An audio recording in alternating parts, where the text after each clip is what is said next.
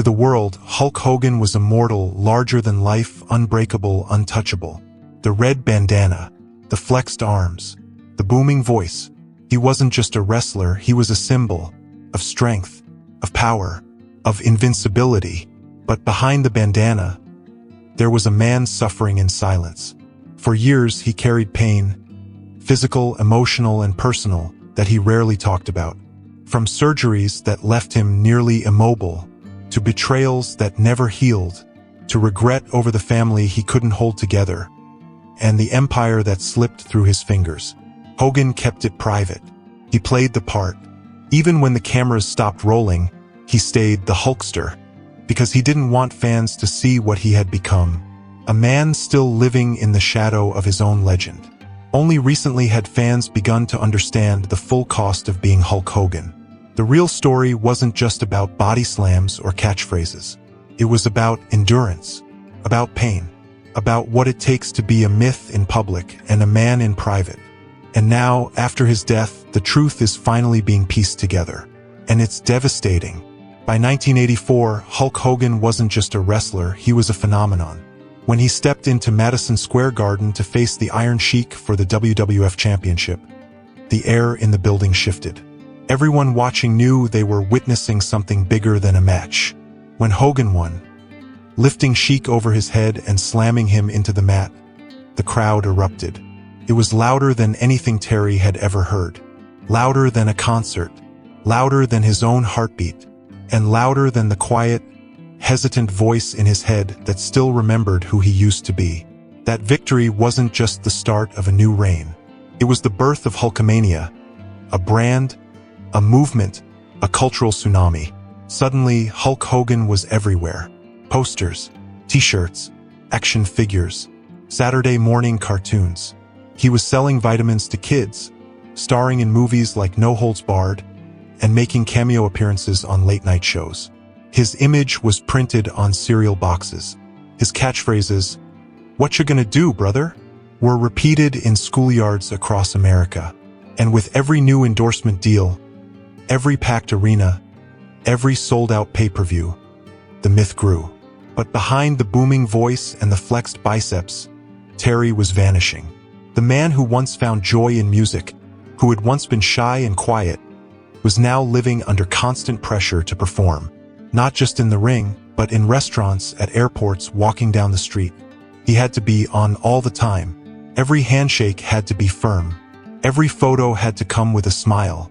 Every fan, whether 6 or 60, expected the same larger-than-life character they saw on TV. And he gave it to them, even when he didn't feel like it, even when he was hurting, because that's what Hulk Hogan would do. And at that point, there was no room left for Terry to speak up. Behind the scenes, the schedule was brutal. He was wrestling over 300 nights a year, city to city, country to country. There were no breaks, no time to recover. A nagging injury wasn't a reason to rest. It was something you wrapped in ice, covered with a knee brace, and pushed through. Each match was scripted, but the pain was real. Every slam, every elbow drop, every lift of a 300-pound opponent took a toll. His spine compressed, his knees buckled, his hips locked. But the machine kept turning, and he had to keep feeding it. He started relying on painkillers, not to escape, but to function. He'd take a pill in the morning to get through the day, another to sleep, another to fly, another to wrestle. Not to feel high, just to feel normal. At home, things were already falling apart. His wife, Linda, was raising their children with barely a moment's help. Terry would call from hotel rooms between shows, try to say the right things. But there was always a distance. He'd come home for 2 days, then be gone again. The kids learned to live without him. Linda learned to make decisions alone. And Terry, deep down, knew he was losing them. But the cheers were louder than the warning signs. He told himself it was worth it, that this was what legends did. He justified the pain, the absences, the silence at home as part of the price of greatness. And for a while, he believed it. But slowly, the cracks began to show. He was in his 30s, but his body felt 60. He'd wake up unable to move his neck. He'd need assistance standing after long flights. Backstage, trainers would tape him together literally before every match. And still, he smiled for the crowd. Still, he flexed. Still, he shouted to the heavens, "Train, say your prayers, eat your vitamins." Because that's what they expected. And Hulk Hogan always delivered. But the line between character and man had become a blur. Terry wasn't playing a role anymore, he was surviving one. In private moments, he began to wonder, what happens when the crowd stops cheering? What happens when the myth fades? Because for all the money, the fame, the power, there was one thing he could never buy back, himself. And he knew it. Even as he walked into the biggest arenas in the world, chest out, music blaring, inside he felt smaller, more alone. The applause didn't fix the injuries. The smiles didn't erase the missed birthdays. The gold belts didn't heal the growing distance at home. And worst of all, he couldn't stop. Because Hulk Hogan couldn't age. Hulk Hogan couldn't hurt. Hulk Hogan couldn't disappear. So Terry kept pushing.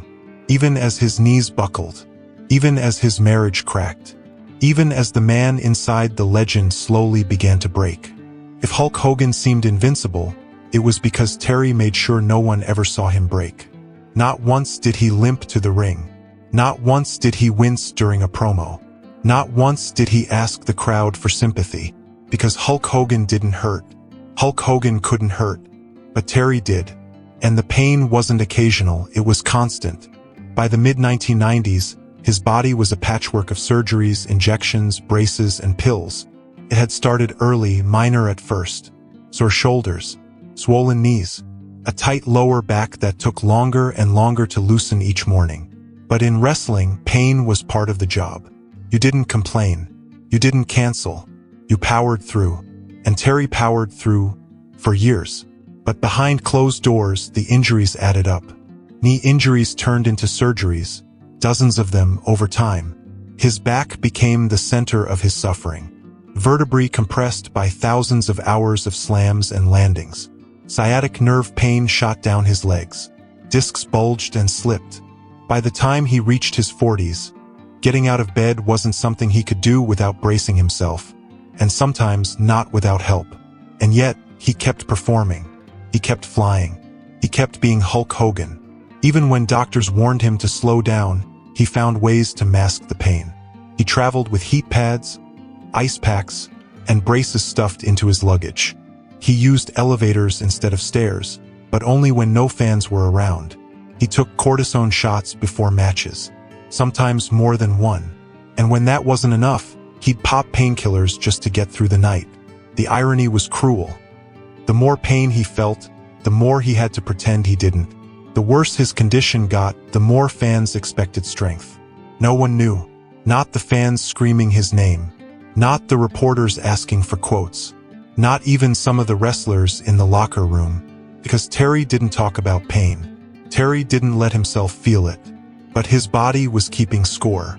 There were nights when he'd wrestle in front of tens of thousands. Smiling, slamming, posing, and then collapse backstage in agony. Trainers would ice his knees while he lay on the floor, unable to stand. He'd sit in a dark room with sweat dripping off his face, teeth clenched, waiting for the meds to kick in. Then he'd shower, throw on a suit, and go sign autographs for another hour. Always on. Always Hulk. And that routine, it never really stopped.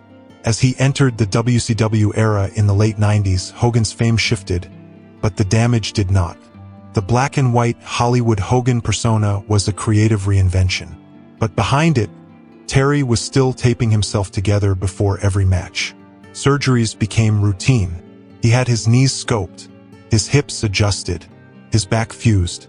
In total, over the course of his life, Terry would undergo over 25 major surgeries. And that's only the confirmed number. And still, fans didn't know, because he never let them see it. There's something tragic about that kind of loyalty, to an image, to an audience, to an illusion. Terry wasn't protecting himself. He was protecting Hulk Hogan, because Hulk Hogan had to stay strong, even if Terry couldn't stand up straight. One of the most telling moments came years later, when footage emerged of Hogan struggling to walk across an airport terminal. He moved slowly, painfully, a shadow of the man fans remembered. He didn't smile. He didn't flex. He just kept his head down and kept going. No entourage, no fanfare, just a man trying to move forward. That clip went viral. Some fans were shocked, others mocked, but those who truly understood, they saw the cost. They saw what decades of pushing through had done. And for the first time, many realized Hulk Hogan had been hurting for a very long time. But even in those final years, braced knees, fused spine, reconstructed hips, he never blamed the business. He never pointed fingers. He never asked for pity, because that wasn't the character he built. That wasn't the legacy he wanted to leave. He was proud of what he gave, even if what he gave left nothing for himself. It's easy to remember Hulk Hogan as the man who lifted giants and inspired millions. But the truth, the painful, haunting truth, is that Terry gave his body to an industry that rarely gives anything back. He didn't just hurt, he suffered, quietly, privately, and with a dignity that fans never saw. And maybe that's why, in the end, it's hitting people so hard. Because behind the superhero mask, there was always a man in pain. For decades, Terry gave his life to professional wrestling, and in return, it gave him everything. Fame, wealth, a mythology so powerful it eclipsed the man who created it. But the world he helped build eventually turned on him. And when it did, it wasn't with a whisper. It was with a roar. Loud, cruel, public. Terry had always known the business was brutal. You don't survive decades in wrestling without knowing where the knives are kept. But what he didn't expect, what caught him off guard, was how close those knives could be held. By people he once trusted. It started subtly. Friends he'd helped rise through the ranks became distant. Colleagues he'd once mentored stopped returning calls. Younger stars, encouraged by shifting narratives, began treating Hogan not as a legend, but as a relic. The wrestling world was evolving. And Terry? He was a symbol of a bygone era, an era some wanted to forget. But the most brutal betrayal didn't come from within the ring. It came from outside it. And it almost destroyed him. In 2015, a private moment from nearly a decade earlier surfaced online. A secretly recorded tape, filmed without his consent, during one of the darkest chapters of his personal life. Its contents were shocking, offensive. It spread like wildfire. Terry had already been battling demons behind the scenes. His divorce, financial strain, the fallout from his son's legal troubles. But this was different. The media pounced. Sponsors dropped him. WWE erased him from their Hall of Fame listings. The man once celebrated as an American icon was now being publicly condemned. The world didn't see Terry, a broken man unraveling from years of pressure and personal collapse. They saw Hulk Hogan, and they turned on him. To be clear, Terry didn't excuse what was said. He acknowledged it. He apologized for it. But in the process, something shifted permanently. Because for the first time, fans weren't just questioning his character, they were questioning his entire legacy. Everything he had built, every arena sold out, every child inspired, every match fought through injury was suddenly up for debate. And the betrayal wasn't just external. It was personal. The tape had been leaked by someone from his inner circle, someone he had once considered a friend. And that realization shattered something in him. Not because of the legal fallout, though that was massive. Not because of the headlines, though they were vicious. But because after years of giving everything to a persona, to an audience, to an industry, he realized how alone he truly was. The lawsuit that followed against the media outlet Gawker was unprecedented. Terry fought not just for money, but for dignity. The courtroom became the one place where he could finally be Terry. A man humiliated, exposed, and tired of pretending everything was okay. When the verdict came, an award of $140 million in damages. Some saw it as justice. Others saw it as overkill. But for Terry, it was bittersweet. Because no amount of money could undo the feeling of being used. Exploited. Discarded. He'd spent his life being a brand. And now, stripped of that armor, he had to rebuild. Not his career, but his sense of self. In interviews after the trial, he spoke more softly, more slowly. He looked older. He was older. He admitted that the trial had changed him. that he no longer knew who to trust, that he no longer felt like Hulk Hogan, and that, in a strange way, was a kind of freedom. He began talking more as Terry about pain, about regret, about loneliness. He acknowledged mistakes. He didn't flex his way through interviews anymore. He spoke about healing, but the betrayal still lingered, because while the Gawker case had ended, the emotional damage hadn't. Wrestling had moved on.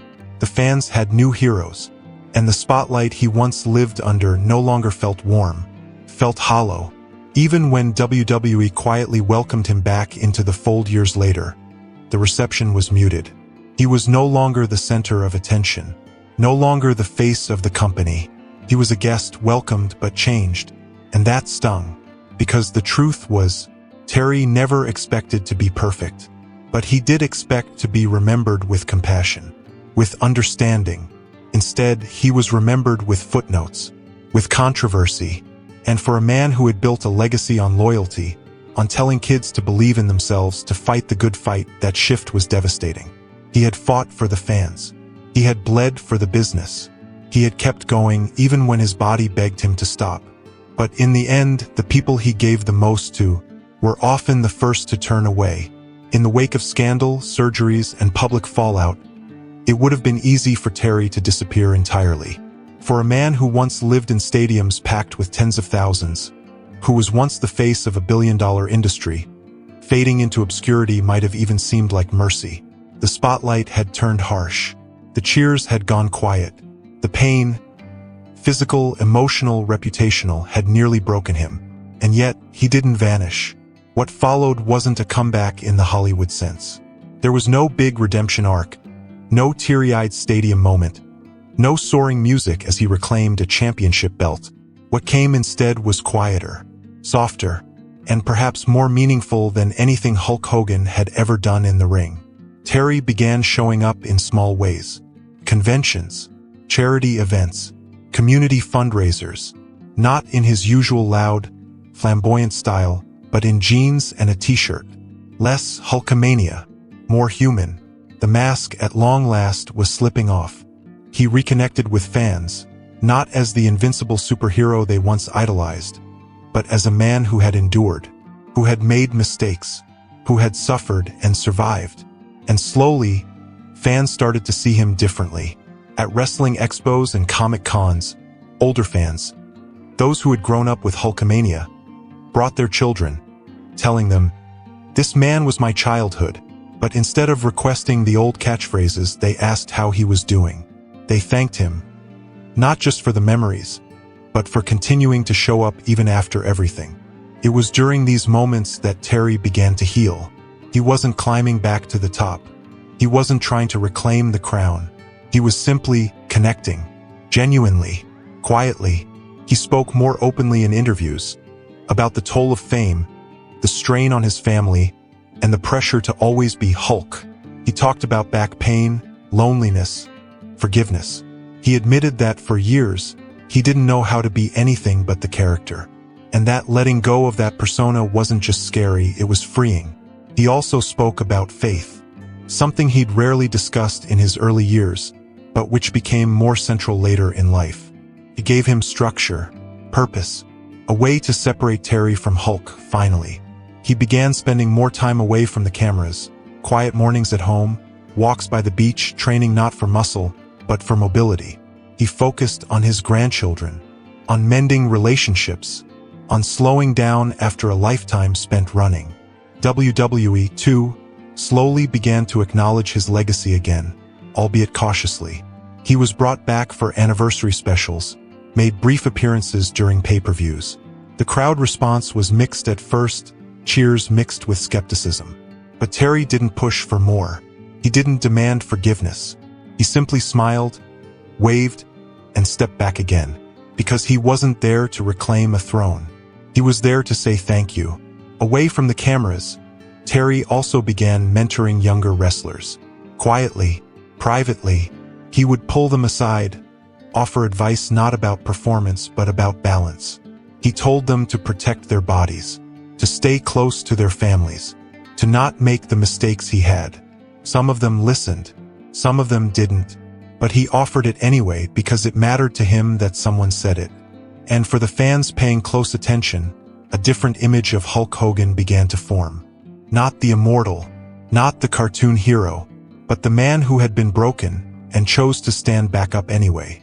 One fan, after meeting him at a small Florida signing event, wrote online, "He didn't feel like Hulk Hogan anymore. He felt like a man trying to make peace with the past. And I respected that even more than I did when I was a kid." That was the comeback. Not to fame, not to TV ratings, but to humanity. Terry was never going to be the same again, and he didn't want to be. He had carried a myth for too long. Now, in his older years, he was choosing to carry only what mattered. Peace, healing, and whatever pieces of Terry he still had left. And for many fans, that version of him, the vulnerable, aging, honest version, was more inspiring than any leg drop or championship ever could be. Because it takes strength to be a hero, but it takes something far greater to stop pretending to be one, and show up anyway. In his final years, the man once hailed as indestructible looked very different from the icon burned into pop culture memory. Gone were the 24-inch pythons, the bandana, the booming entrances. Terry, once Hulk Hogan to the world, now moved with caution. Deliberate steps, a softer voice, a slower presence. But even as his body grew more fragile, there was something powerful in the way he carried himself. Not in defiance of age or pain, but in acceptance of it. He knew his time in the ring was long behind him. He no longer had anything to prove. Not to fans, not to promoters, not even to himself. What he focused on instead was closure. In private, Terry reflected more on the relationships that had shaped his life. Those he'd lost, those he still had, and those he was still trying to repair. He reached out to old friends, many of whom had drifted away during his darkest moments. Some answered, some didn't, but he reached out anyway. He also grew closer to his children, particularly Brooke. Their relationship had weathered deep strain over the years, complicated by fame, reality TV, and public scrutiny. But in recent years, there were signs of healing. They were no longer performing for the cameras, just father and daughter, sharing quiet moments no one else needed to see. He'd often speak of his regrets, not in interviews but to those closest to him. Regret over the marriages that didn't last. Regret over the pain he'd caused. Regret that, for so long, he hadn't known how to be Terry. But he didn't live in regret. Not anymore. He'd made peace with many of the ghosts that once haunted him. And that, perhaps, is what defined his final years more than anything. Peace. He no longer chased legacy. He lived it. Because love him or hate him, Hulk Hogan had already carved his place in history. He had transformed professional wrestling into a global spectacle. He had inspired millions of children to believe in themselves. He had turned a scripted sport into a cultural force. But what lingered most in the hearts of fans was not the title wins or catchphrases. It was the resilience, the way he kept going, the way he showed up, broken, bruised, out of breath, and still gave everything he had. The way he never let them see him fall, until the very end. In recent public appearances, fans noticed how much slower he moved, how he needed help walking to the stage, how his voice, once thunderous, had grown quiet and raspy. There were no big announcements, no long farewell tour, just a man fading. But when the news finally came, that Terry had passed away, it hit like a punch to the chest. Because even after all the pain, all the scandals, all the aging, part of us still believed Hulk Hogan would go on forever. He was supposed to, but he didn't. And in his passing, something remarkable happened. The noise faded, the controversies quieted, and fans remembered. They remembered the first time they saw him lift Andre the Giant. They remembered the music, the energy, the hope. They remembered what it felt like to believe in someone. And they mourned not just the character, but the man who carried it for 40 years. Because now, with the spotlight finally dimmed, the full weight of his sacrifice became clear.